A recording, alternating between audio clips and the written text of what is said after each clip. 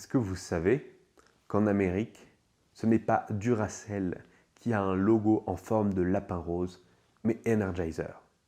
Quand j'ai découvert ça, j'ai pensé que j'étais sur une autre planète. Mais en fait, c'est un accord qui date de 86 et qui divise la propriété du lapin rose entre les deux compagnies, entre l'Europe et l'Amérique.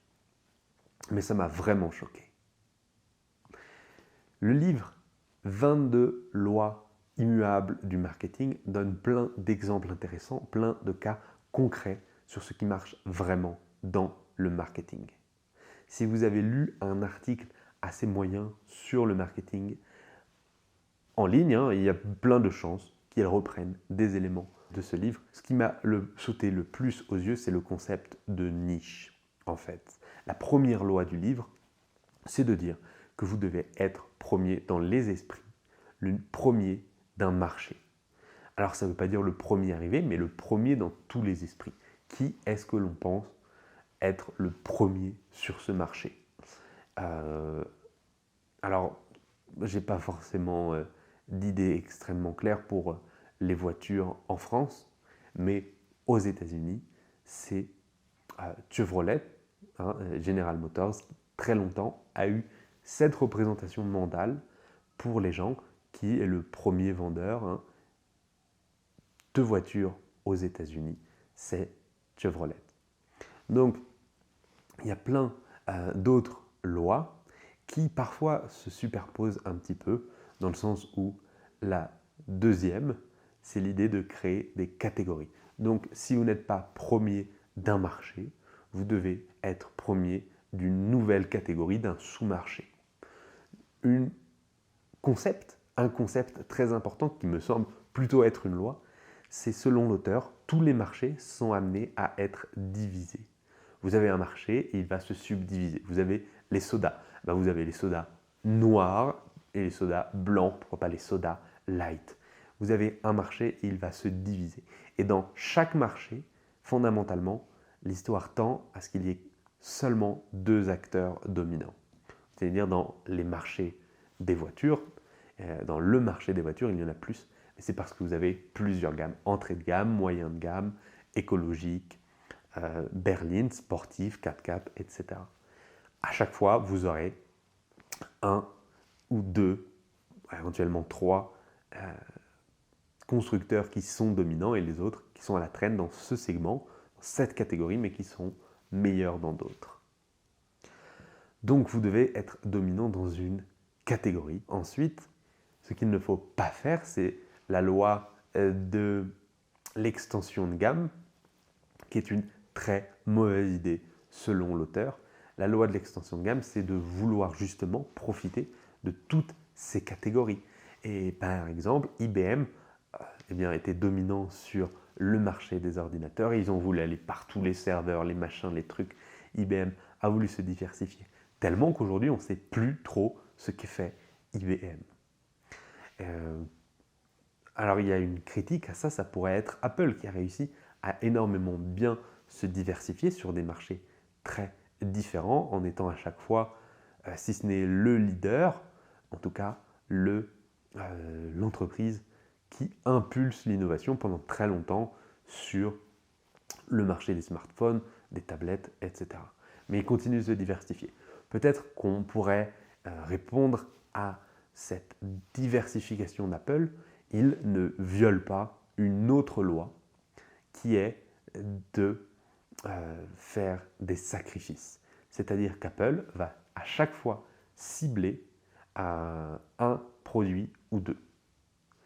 Dans chaque catégorie, ils ne vont pas lancer des centaines de produits. Donc même si Apple semble avoir des gammes dans plein de catégories différentes, ils ont presque sorti un produit. Vous voyez, un iPhone, vous avez un iPad. À chaque fois, ils ont un nom extrêmement clair qui, s'il fait référence à Apple, pourrait presque être considéré comme une petite marque à part. Et ils ont quand même réussi à bien faire mentir cette loi de l'extension de gamme dans plein de secteurs différents. Mais ils respectent la loi du sacrifice dans le sens où ils n'essaie pas d'avoir des centaines de produits de gamme, de produits à l'intérieur de chaque catégorie. C'est une chose que je n'ai jamais compris chez Samsung. Pourquoi? Alors qu'ils ont réussi à imposer dans l'esprit des gens que Samsung, grosso modo, même si c'est un peu plus compliqué, depuis 10 ans, c'est la marque numéro 2 en termes de smartphone de qualité, même si c'est plus compliqué. Mais disons que si on prend sur 10 ans, vous avez les iPhones qui sont excellents et juste après, vous avez la Galaxy S qui sont de très très bons smartphones. À chaque fois, ils sont recommandés, ils ont des excellentes notes, ils prennent de magnifiques photos. Donc pourquoi ils doivent se sentir obligés d'avoir des smartphones tout pourris? Pourquoi est-ce qu'ils pensent que les gens vont oublier la marque Samsung s'ils n'ont pas des J6 ou des A10 d'entrée de gamme? C'est quelque chose que je ne comprends pas. Ils devraient laisser ces secteurs à Huawei, Xiaomi et d'autres pour se concentrer sur le haut de gamme parce que Samsung, c'est 23% des parts de marché. Ils font 23% des ventes de smartphones. Mais en termes de chiffre d'affaires, c'est 27%, soit autant qu'Apple, 27% du chiffre d'affaires, alors qu'Apple a seulement 13 ou 12-13% des smartphones vendus. Leurs smartphones sont vendus 2 fois plus cher que le prix moyen des smartphones. Samsung, légèrement plus que le prix moyen. Par contre, en termes de bénéfices, Apple, c'est 80 ou 90%, alors que Samsung, c'est un petit 5% et les autres se partagent des miettes, voire perdent de l'argent sur le marché des smartphones. Pourquoi Samsung continue-t-il cette stratégie alors qu'il devrait devenir le numéro 2 des meilleurs smartphones et faire un peu comme Apple, vendre l'iPhone 7 qui a, je sais pas moi, 4 ans maintenant, et le vendre comme entrée de gamme? Ça serait tellement plus efficace. Je suis sûr qu'il gagnerait plus d'argent.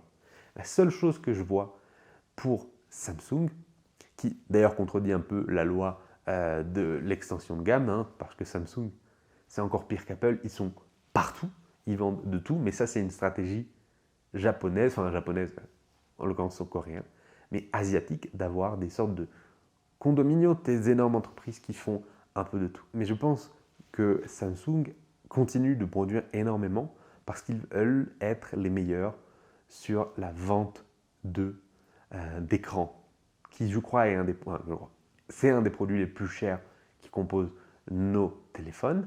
Et donc, si vous vendez les écrans pour énormément de gens, ainsi que les lentilles pour prendre les photos, peut-être qu'ils arrivent à quand même faire un peu d'argent sur ces secteurs-là, parce qu'ensuite, ils peuvent vendre des écrans à Apple ou à d'autres entreprises. Donc, peut-être qu'il y a quelque chose sur ça, peut-être qu'ils gagnent de l'argent en pensant comme ça, en faisant des économies d'échelle.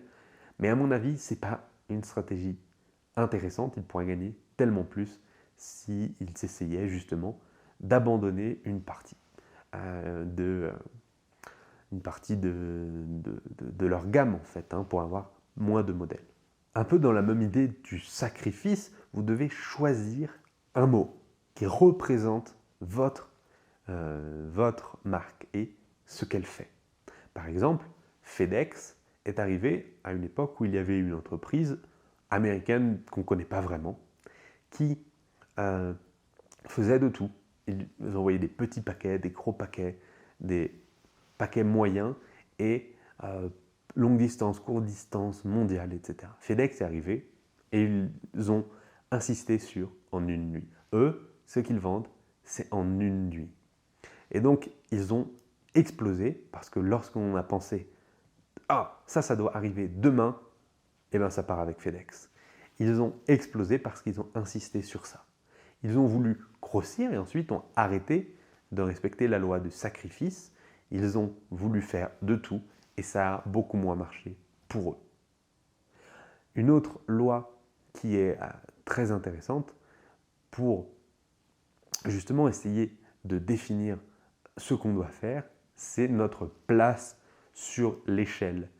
Vous savez qu'il y a donc toujours un numéro 1 qui a un énorme avantage. Mais ensuite, le numéro 2 peut fondamentalement, ou même le numéro 3, peut fondamentalement choisir de se positionner contre le numéro 1 et pourquoi pas attaquer ses parts de marché. McDonald's, c'est les enfants. Donc Burger King, s'il veut gagner des parts de marché, il ne doit pas insister sur les enfants. Évidemment, il va perdre des enfants qui vont faire leur anniversaire un jour à Burger King, mais ils vont attirer toutes les personnes. Et ça peut être une stratégie payante parce qu'il y a beaucoup d'adolescents qui ne veulent pas être considérés comme des enfants. Donc, ils vont aller à Burger King, peut-être dès 11 ans, parce que, voilà, et maintenant, ils sont grands, ils ne veulent plus aller à McDo, c'est là où ils allaient quand ils avaient 5 ans pour leur anniversaire. Maintenant, ils vont à Burger King. Donc, vous devez choisir votre stratégie en fonction de votre place sur l'échelle. Il y a d'autres règles très intéressantes qui viennent de ce livre. Vraiment, lisez-le parce que même pour un petit business sur Internet, vous avez des idées intéressantes de comment vous positionner. Acceptez les sacrifices. Ça, c'est celui qui m'a le plus choqué. Il a montré des résultats incroyables lorsqu'une entreprise acceptait d'être dans son positionnement, d'être clair, acceptait de ne pas pouvoir vendre à tout le monde et augmenter ses parts de marché. Il donne l'exemple de Marlboro. Marlboro, c'est les cow-boys. Mais au fond, ce n'est pas parce que vous avez un message en direction des cow-boys que vous ne pouvez pas vendre à tout le monde. Votre cible, votre avatar, là, c'est les cow-boys, mais fondamentalement, tous ceux qui aiment les cow-boys peuvent quand même acheter votre produit. Donc soyez clair sur qui vous voulez toucher et au final, vous pouvez même arriver à toucher plus de gens que ceux qui sont dans votre cible. C'est une erreur incroyable du marketing de considérer que dans ces publicités, il faut mettre des jeunes, des vieux, des petits, des gros, un peu tout le monde pour pouvoir toucher justement plus de monde. Et c'est l'inverse qui se produit. Ciblez une petite personne en particulier avec votre marketing, un groupe, et au final, tous les gens qui veulent s'identifier à cette cible vont venir aussi, quand bien même ils n'y étaient pas particulièrement au début. Ils n'étaient pas dans votre cible au début. Enfin, un livre simple sur le marketing, court, rapide. Lisez-le, il est très bien. Moi, il m'en reste beaucoup d'autres, des livres. Donc, il faut que je lis. Oui, tu dis faut que je lis, moi. Faut que je lis. Bon, tu connais la musique, tu t'abonnes, tu mets un commentaire, un petit pouce, ou tu regardes une autre vidéo. À demain!